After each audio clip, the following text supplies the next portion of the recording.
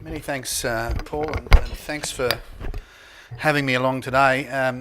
The speech that, or some of these slides I pulled out of our AGM, the AGM speech I did across the hallway here this time last week, so it's all very fresh. I'm going to talk a little bit about the company and who we are and what we do, and some of the more intimate details of the operations of the business. I'm going to talk about the marketing strategies that we have rolling out. I'll touch on Walpole in there, those Walpole results. I'll also show you some video. We've got some video sprinkled in there amongst it. We have spent a lot of time. We actually have our videographer here today. I'm not sure why he's here, Ari. Why are you here today filming me? Anyway, Ari's here, and many of these videos have been produced by him. It's a new marketing tool that we're using, especially for the digital arena. I'm going to start with a video. It's a small video. It's a clip that I found from a show that Barry Humphries was hosting, and he's drawn on some clips from back in the late 60s, and I show this because some of the problems that he identifies from back then are still with us today and testing the business. So this is a brief clip, couple of minutes. When Princess Alexandra paid us a visit, she saved the last dance for a sheep farmer. She dances with the youngest federal member, Mr. Douglas Anthony. Thanks to the efforts of Douglas Anthony and others, Australians were constantly kept aware of the importance of wool to our economy. At school, we were taught that Australia rode on the sheep's back. Advertising copywriters were paid handsomely to make wool sexy. It was my idea to make wool sexy. I got the idea of getting old Pierre Cardigan to come out to Australia, a distinguished frog couturier if ever there was one.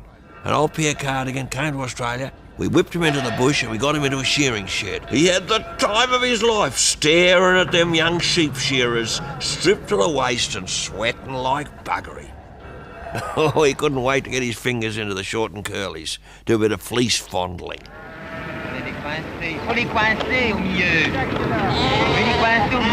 Then out in the paddock a bit later on, a whole bunch of ewes, they charged straight past him. Of course, they got second sense, these sheep. And they sensed old Pierre wasn't a particular threat to them. You know, no New Zealand blood there, they reckoned. Besides, most of them had pretty well passed their ewes by date. You with me? Do you know what it means?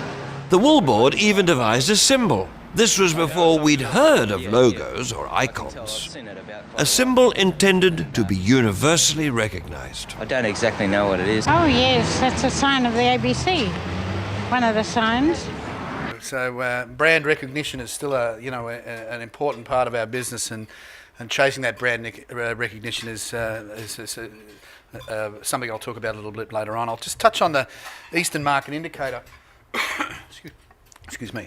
Over the last couple of years, and I've just gone back to November 2010.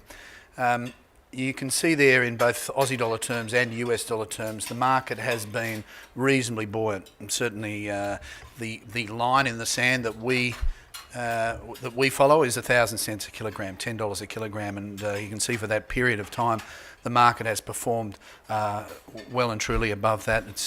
It's floating around the 1,000 cents at the moment, but certainly we're quite comfortable. We believe that below 1,000 cents we'll lose wool growers to alternative farm uses, land uses, and above that we might hang on to a few. We also believe that at the very other end of the supply chain we have the challenge of alternative fibre uses, and if we don't market our product to them, that they will choose alternative fibres, which will send signals down, price signals down the supply chain, which will create alternative land uses at here. Two problems: alternative fibre use at that end, driving alternative land uses here. So we're quite happy with where the market is at the moment. We'd like it higher, we'd like it back in the realms of May 2011, but certainly a period of 2 years where it's been predominantly in US dollar and Aussie dollar terms above 1,000 cents is not a bad 2 years. We can see a similar period in 87, 88 in Aussie dollar terms, but we can't evidence this ever in US dollar terms. So we're quite happy that those wool growers that have stuck in the business and own those 70 million sheep are finally reaping the rewards of where the market is. Not bad, not brilliant. Just in terms of the GVP, or the value of the Australian wool clip, those figures are a little hard to see there, but 2008-9 we had the value of the Australian wool clip at 1.67 billion. Today, or this year, moving forward, we're looking at 2.3 billion. And in 11-12 we got up high as 2.6 billion. So there's been a large amount more money come into the Australian wool industry, and we're delighted that that's the case. Back in 2009, for the first time ever at a Walpole, and we've just had a more recent Walpole in 2012, but in 2009 we had a Walpole, and for the first time ever, the business, AWI, disclosed where they would, the ratios and how they would spend their money. And we put it in at 50-50. We marked it the line in the sand at 50% for R&D and 50% for marketing. That was then written into the statutory funding agreement, which is the agreement with the Government of Australia, and they asked us to be measured on that, and we have to provide audited accounts for them, and we have to make sure that we spend exactly in line with those proportions. And that is how the 11-12 years turned out for the expenditure of the company. Now, in 2012, I will talk about a wool poll. We have just gone to a wool poll and asked wool growers whether they wanted to renew the 2% levy to Australian Wool Innovation, which they have agreed to. In that document, we have asked to move the ratio slightly towards marketing, to a 60-40 ratio in favour of marketing. And that was successful. So that's the ratios of the company. That's how we spend our money, 50-50 essentially. Here's just a breakdown of the budget against the actuals for 11-12. We had more levy, naturally. When wool prices go up, we get more money. When the volume of wool goes up, we get more money. Volume's rather static. We're not seeing it go up, and we're not seeing it go down. And that's been pretty consistent for a number of years now. So volume's quite predictable. The value is the issue here. And just while I talk about that, we often get asked in our marketing strategy, how are we measuring? And one of the things that we do measure is when we're working with retailers, we measure the volume. We measure how many garments they're selling. But that figure's really interesting. There are other figures that we ask them to provide that are really useful as well, and they are the out-the-door price of wool, how it's moving out the door.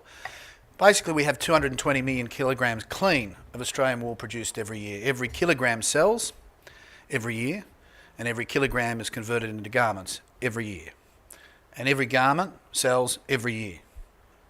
So there's no more wool, there's no more garments, there's no chap in London stockpiling sweaters. It goes. Produced, converted, sold, it goes. So all of it goes out the door. It's not the volume that we're interested in, it's the price that we're interested in. We're certainly, I'll talk about some of the partners we deal with in a little while, and why we deal with those high-end partners that have elasticity in their pricing, that can afford to buy wool at $10 a kilogram or $20 a kilogram, so that those peaks and troughs don't flow down the supply chain. So there's some of the revenue figures, the operating costs. I'll just give you a look at those. There's been a bit of talk in the media about it. AWI's got record operating costs, record high operating costs. No, we don't. No, we don't. We've dramatically reduced them over the last little while, and we'll continue to hold those operating costs.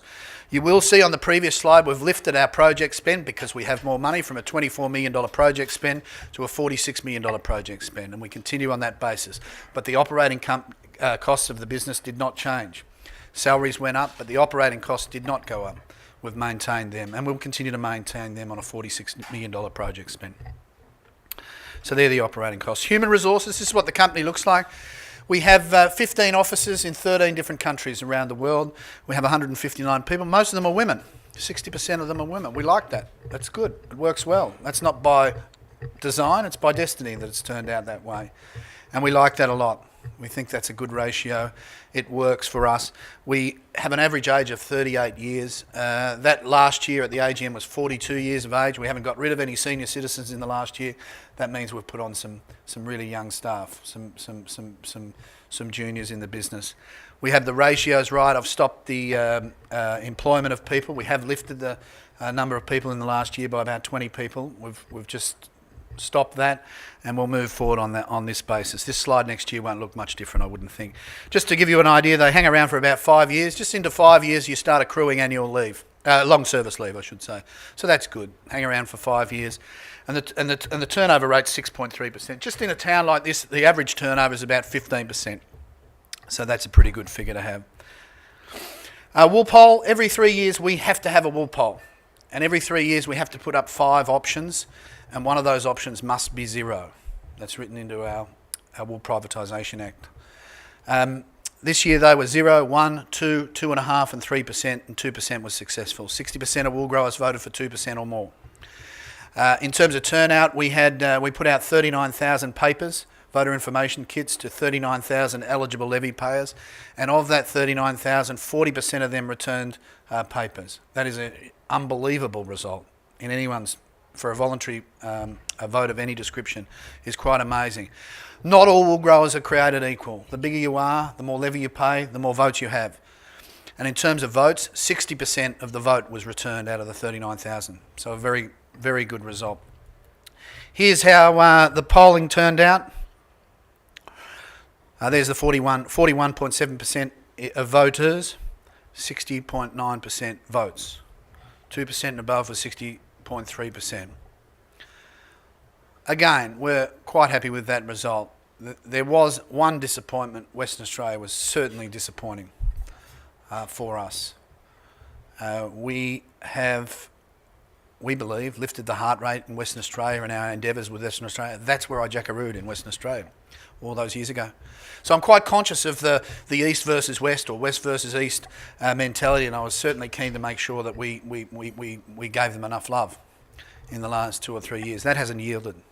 It most certainly hasn't yielded, and we'll go back to the drawing board there and certainly look at how we can improve things. If you take Western Australia out of the equation, the rest of the country was within 5% of the 2009 Walpole. I'll just go into marketing now and talk about some of the marketing platforms, some of the marketing strategies, and we were just having this conversation at lunch before I got up here. AWI was created as a research body in 2000. And between 2000 and 2007, it remained a research body. In those early days, we were funding a lot of research at the bench, and that research then ended up in the manufacturing arena, working with commercial partners. But in 2007, the Woolmark Company and AWI came back together. The Woolmark Company was supposed to do the marketing, but they had no money. AWI was supposed to do the R&D, and we had the money. So they were put back together with the government support. That gave us the autonomy and the budget to go out and market, but no one did. They actually didn't do it. 07, 08, 09, no one marketed. Even though the money was there, the budget was there, the autonomy was there to do that. And I was appointed as acting CEO on the 8th of March 2010. One of the first things we did was, and we're just talking about this, is the Prince of Wales campaign popped up, and I'll show you a little video on that in a minute. And it was a no-brainer. We had no strategies. That landed on the table. Perfect. They wanted to use our green logo. They wanted to use our logo, stylised. We turned it green and commissioned that. We've done a few other things. We've commissioned a project called No Finer Feeling. We appointed an advertising agency in the UK, and No Finer Feeling was the first catch cry they came back with. We had the logo. We had that wonderful Woolmark logo, which wasn't being used, and I couldn't work out why it wasn't being used. What a blessing to get that as a gift to go out and market with, a logo like that. So we used that logo, but we didn't have a catch cry, and we didn't have a call to action. Every piece of advertising you ever see now, apart from some of the fast-moving consumer goods like Samsung and LG, always have a call to action. They always have something driving you to somewhere. So No Finer Feeling was the catch cry on Merino.com, because we knew that Merino had cachet. We knew that Merino had a recall with the consumers. We'd done the work on that. Wool was okay, itchy, scratchy, the thing that grandmother knitted you when it wasn't the thing you were made to go to school in. But Merino was good, so Merino.com was formed, and that was a standard. So No Finer Feeling was a program, and I'll talk about some of those partners in a little while. We've got a high focus on digital, and an increasingly high focus on digital and getting to people digitally. We've appointed an app developer in the company, not only to develop apps for the marketing, but to develop apps for the operations of the business. Our board receives their board papers on an app on their iPad.